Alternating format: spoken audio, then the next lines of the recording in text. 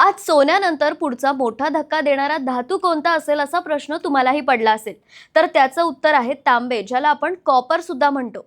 येत्या काळात तांब्याला पुढचं सोनं म्हटलं जात आहे, कारण जगाची दिशा वेगानं बदलते आणि त्या बदलाचा कणात तांबेच बनत असल्याचं चित्र आहे.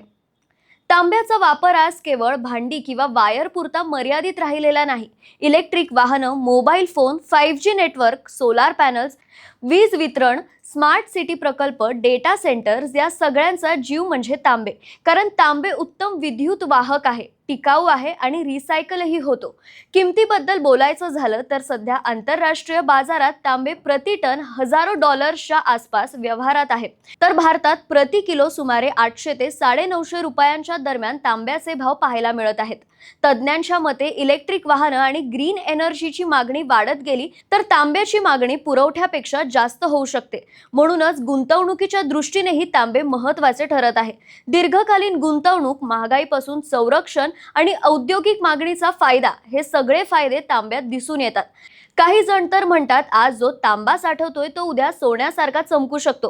पण तुम्हाला काय वाटतं, तांबा खरंच भविष्यात सोन्याची जागा घेऊ शकतो का? कमेंटमध्ये सांगा. आणि व्हिडिओ उपयुक्त वाटला असेल तर लाईक करा, शेअर करा आणि माय PCMC ला फॉलो आणि सबस्क्राईब करायला विसरू नका.